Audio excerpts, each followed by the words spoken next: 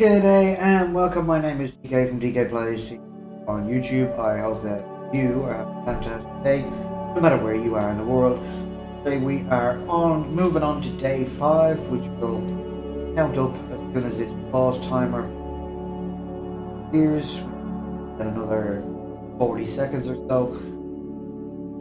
We spent a little while just cave up the top of this mountain up here. Just come down out of it. Day 4. We did find a village off in that direction, but it was a desert village and there was nothing else around it, so I thought we might go looking for another one. We'd probably get through day 5, and if we don't find a decent village by the end of day 5, we may have to go back to that village. That'll be okay. We can survive because our mission is to bring a shulker back to the overworld before levitating up to 50 blocks. We need to build an iron farm, because we're going to need an awful lot of rails. Now we probably could go mining for iron, but to find enough iron to make enough rails to get us back from the outer islands to the central island and then back out into the overworld, that's going to be a big ask. So take another half a heart of damage, but luckily for us we have enough red brown mushrooms and daisies to repair our parts without having to rely on golden apples. We will get a loot crate just for this testing purposes. We're getting a loot crate every day, but when the data pack gets released out full of them, you'll only get a loot pack day 5, day 10 and day 16, and it's mainly just to give teams a chance to have one of their members taking an awful lot of damage for any reason. Well, then they can get a bit of help. Get a bit of health back.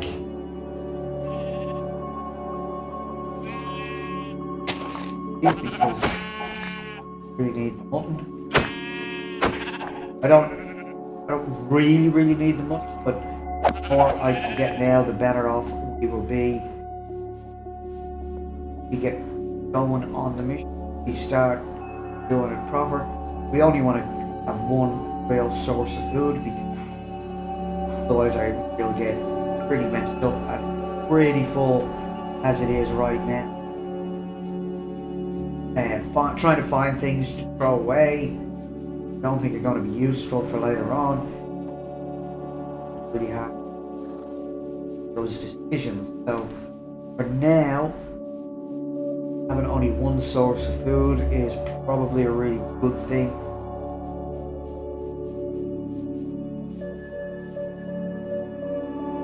That we're on the lookout for a decent village, settle down. I did say that we just left a village, but there was nothing else around. There was no dirt around. So finding dirt to create other farms help supplement the iron farm or the emerald getting as well, because we're probably going to have to trade for a couple of things. We're going to need to get to the nether and get ender pearls and stuff, so we may need to have a decent sword, may need to have a decent pickaxe. Already got 2 diamonds from a loot crate that dropped.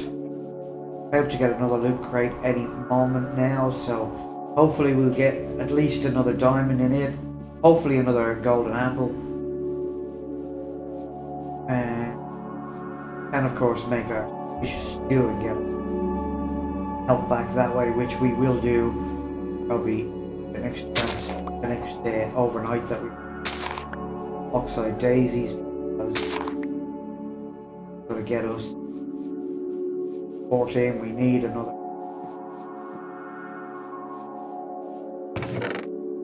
one ender pearl.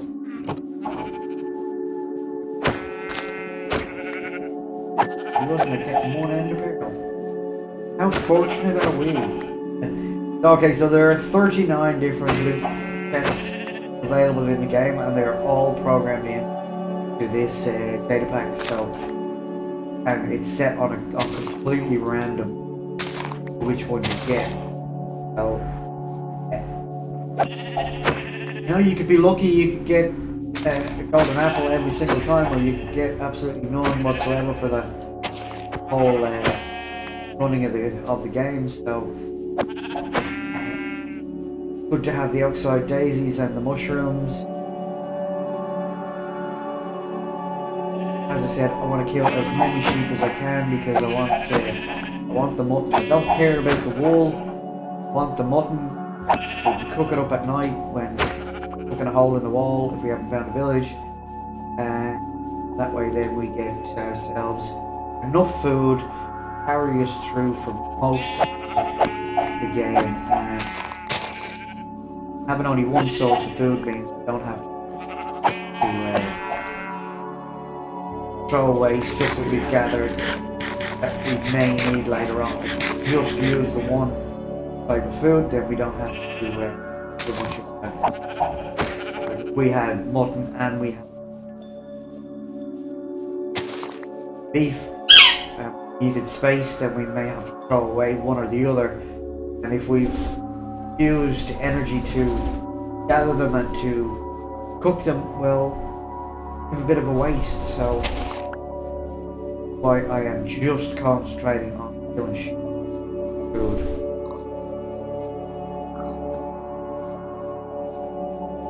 Bit of a long count, but as I said, I want them. I also want the oxide daisies. Getting close to 22. We need one more over there. I'm gonna grab it now while I remember. Going back. Doing these. Now we have an equal amount of all of the things we regenerated.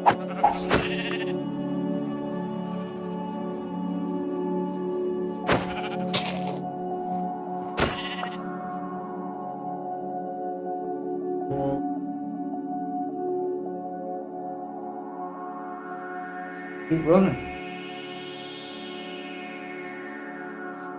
Once night falls and we have to go into a cave and a hole in the wall, then we'll cook up whatever mutton we haven't had.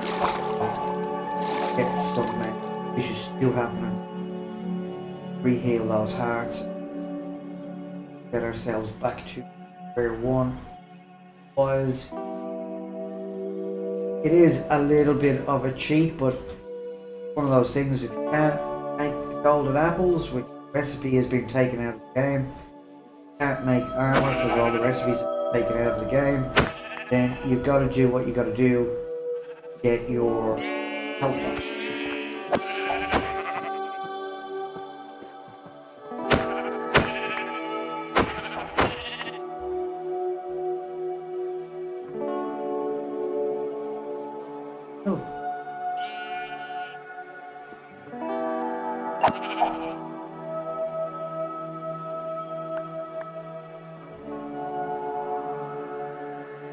The all that we look at that, we got 40 which 48 and 20, so we've got over a stack of mutton. It won't take long to go through a couple of pieces over the board. We can complete stack. Worry about food for 10 or 15 days that got to play.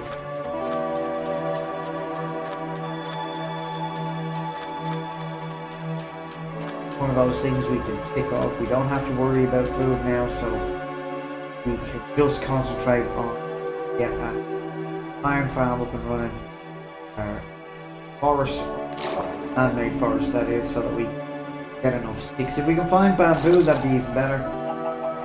Mainly because we won't have to A lot of trees to get sticks and fell to fletchers in order to get what we need to get going. There's a lot water here. Get them anyway. The sun is about to go down, so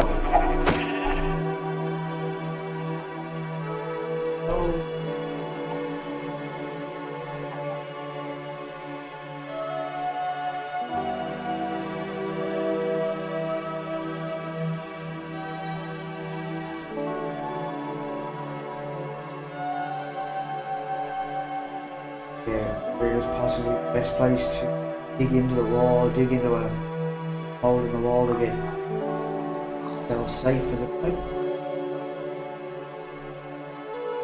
I'd like to get somewhere where I can see the sun coming up, but it's not by any mandatory to have that.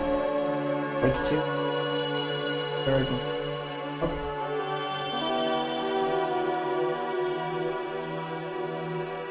I'll be able to kill them each time.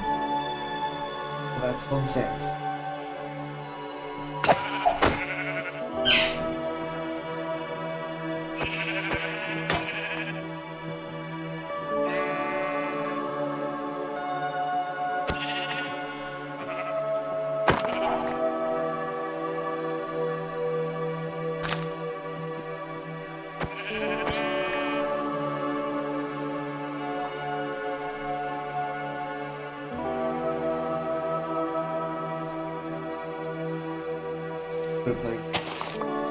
Do that boat.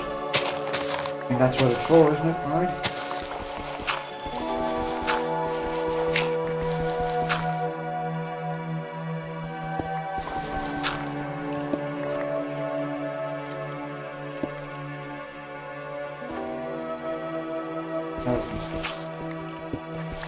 Alright, pretty quick. Put myself a hole in the roof.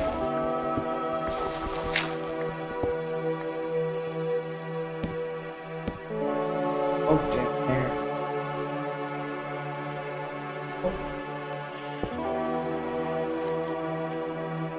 I don't have a hole. I will put that in. Hole for now. Use that. Don't want to make heal our heart.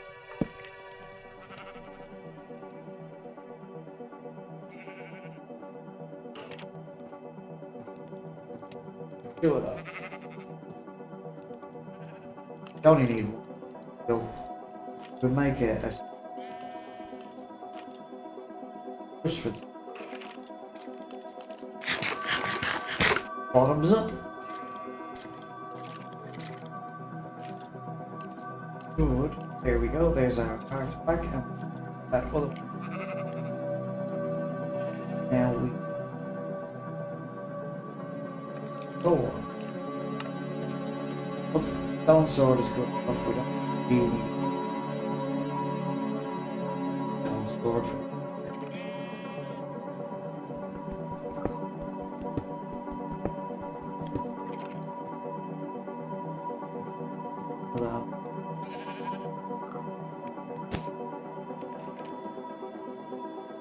Now we had a nip in and out of bed on the earth during day 4, so we don't need.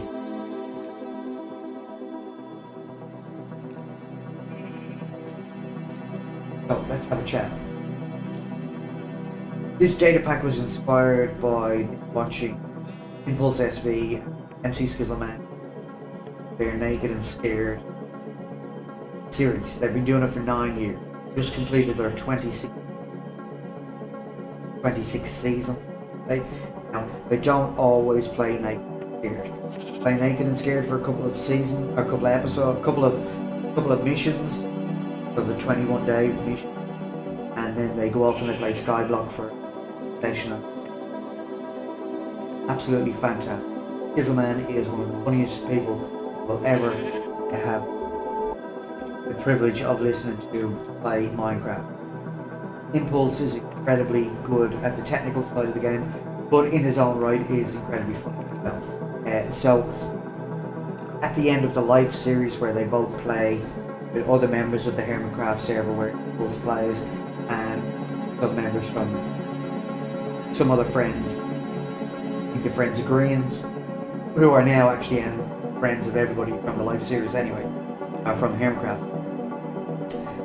Mainly due to playing in the live server. But at the end of the last live series, somebody in the comment section said that they'd love to see Naked and Scared as a teams game.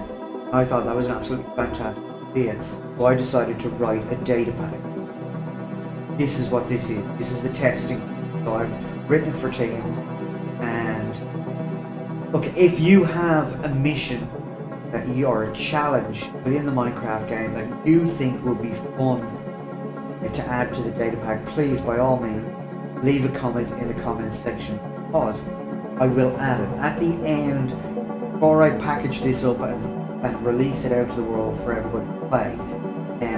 I will be putting in a credits page at the end, and if you happen to suggest a mission or a challenge and it goes into the data pack, then you will get credit for it at the game. So whenever someone dies, or whenever the mission is completed, or if the mission fails, you'll still get credit. And even if it's not your mission, you'll still get credited for adding a mission to the data pack. There are 19 missions at the moment, and I'd love to get that up as much as possible.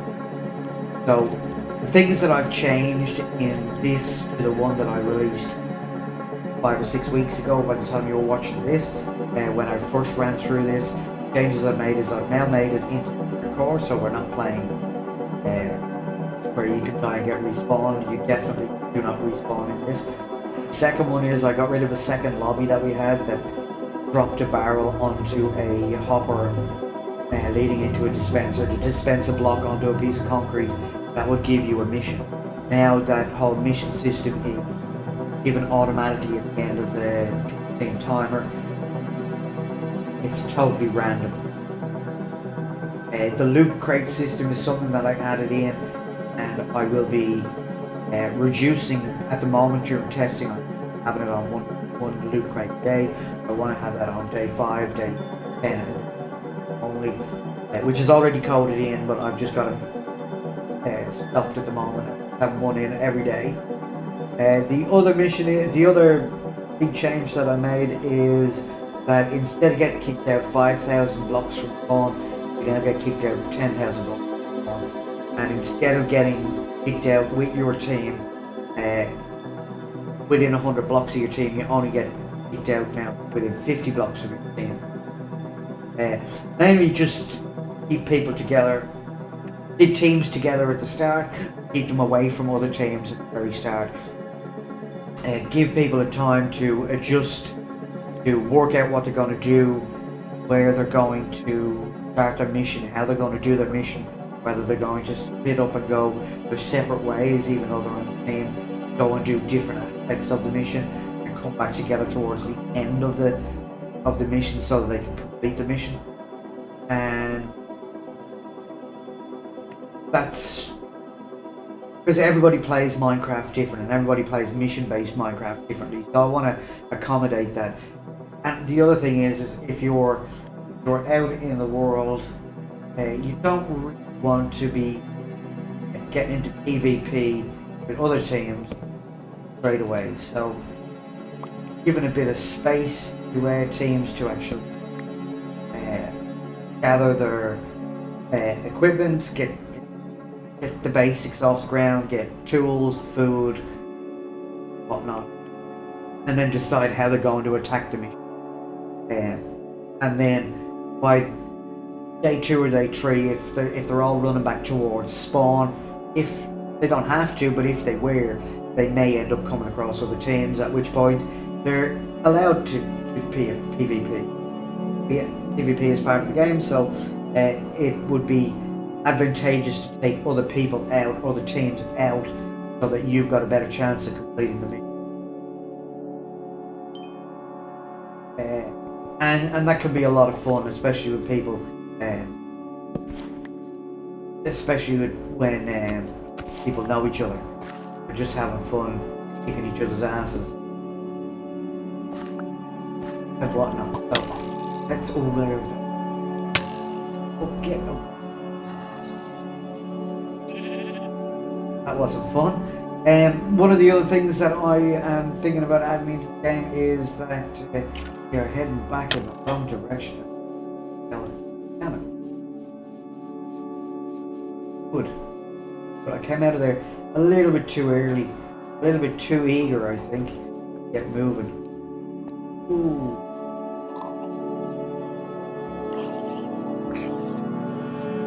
Oh, now we're gonna have more suspicious too. Because that was really silly to get caught out there. Skeletons. We've lost 5 hearts. Minute or less. It just goes to show how easy it is to get ambushed, get your hearts getting taken off, and if you don't pay attention when something hits you, not quick enough to respond, then it could be game over very, very quickly. So one other thing that I want to add to the game is an option while you're in the